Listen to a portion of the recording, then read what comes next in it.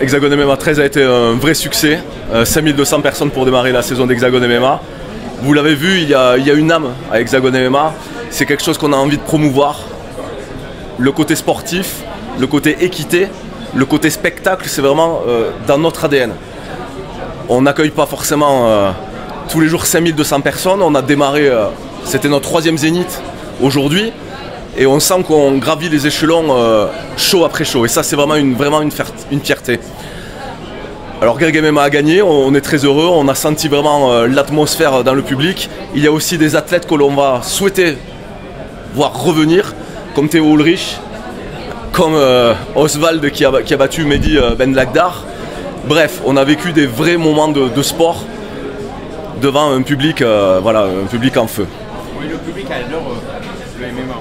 Ouais, on sent qu'il y a un vrai engouement autour du MMA, autour de notre ligue, et ça c'est vraiment quelque chose que l'on sent show après show.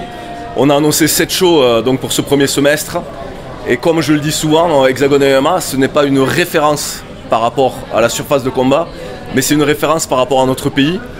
On parcourt la France pour montrer le meilleur du MMA, et je pense que voilà, avec la chance d'avoir RMC Sport comme partenaire, les Français vont connaître Hexagone MMA pour cette saison 2024.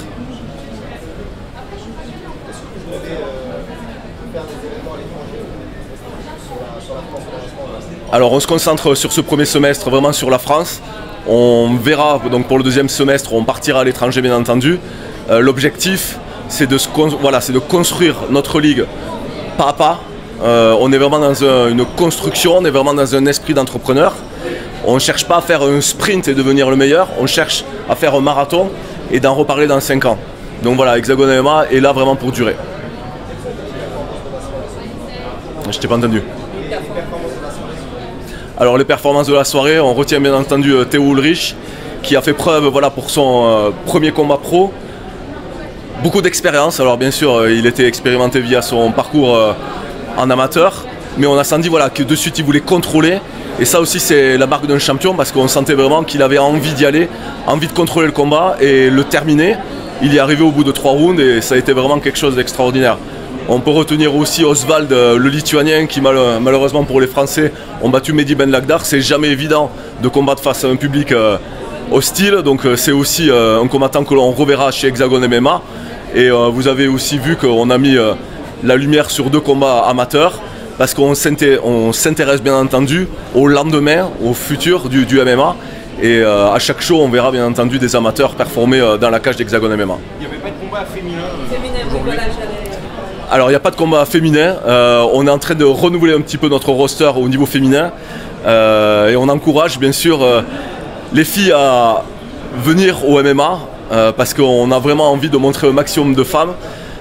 Mais par contre ce que je peux vous annoncer c'est que du côté de Poitiers, on va avoir Eva Dourtre contre Florani qui sera un des combats principaux de la soirée. Donc voilà, ça va être un très beau fight. Il y a de plus en plus de femmes qui viennent au MMA. Pardon ? Il y a de plus en plus de femmes qui viennent. Il y a de plus en plus de femmes et effectivement on est dans une optique de recruter plus de combattantes actuellement. Et votre Florani combat pour la ceinture ? Ça sera effectivement un match pour la ceinture à Poitiers. On va l'annoncer dans un futur très proche et on est vraiment ravis d'accueillir à nouveau Florani parce qu'elle a fait partie du premier show d'Hexagone MMA. Et Eva Dourtre qui avait gagné donc son combat pour devenir challenger au titre. Et on le voit, ça se passe très bien pour elle, notamment à l'Octagone.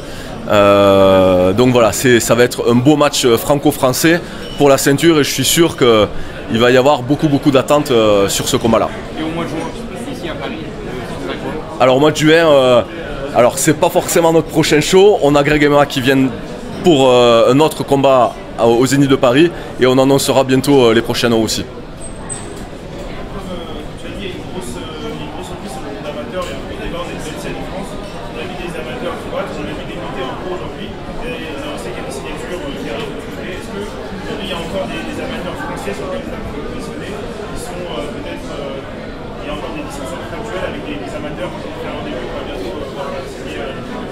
Alors on étudie vraiment beaucoup de combattants. Vous l'avez vu, on a annoncé Paul Dena à Orange.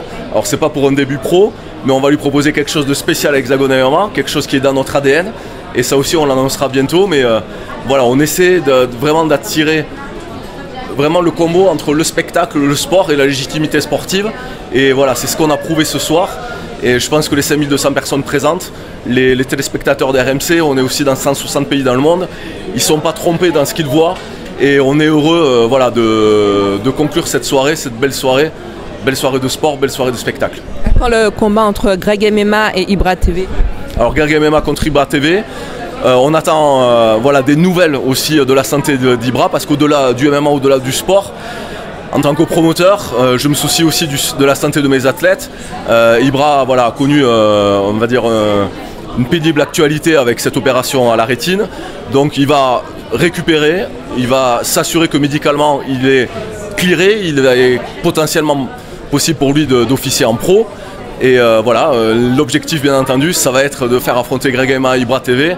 Il y aura des annonces bientôt, mais effectivement c'est aussi dans notre rôle de bien s'assurer que Ibra puisse combattre en MMA pro. Est-ce que vous avez déjà envisagé de mettre en place des bonus pour les KO ou les performances comme le UFC par exemple?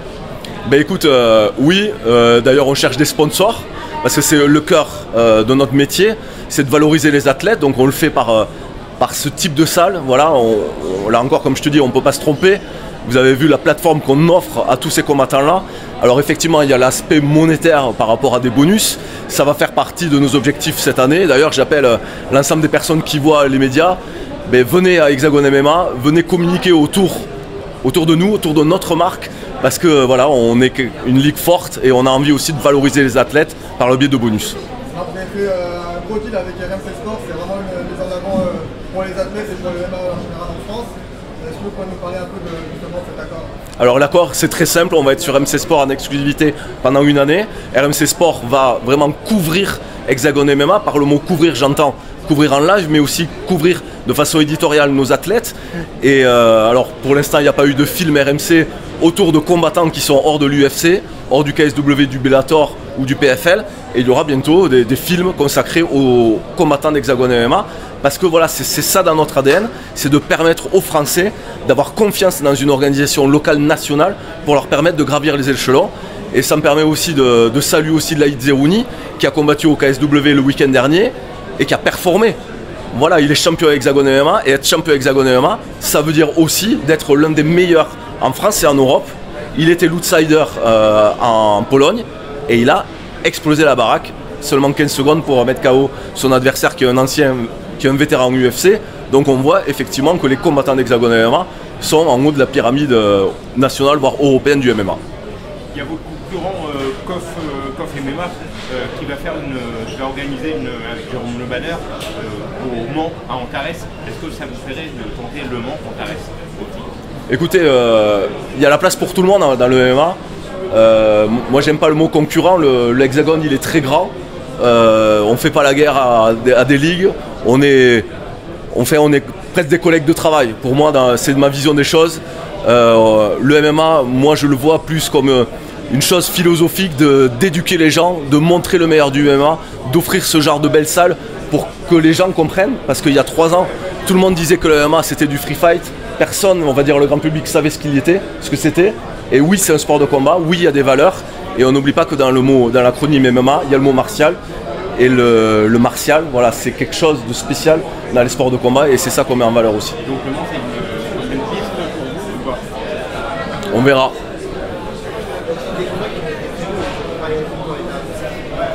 Alors à Dijon, on va annoncer la carte de Dijon demain. Donc on aura 8 combats professionnels, 2 combats amateurs. Vous l'avez vu, on a aussi eu cette volonté de montrer Alexis Fontes face à Mathieu Leto ici au Zénith, parce que ça permet aussi de suivre le feuilleton Hexagone MMA et c'est une belle plateforme aussi pour mettre en valeur les combattants français. Merci. Merci à tous.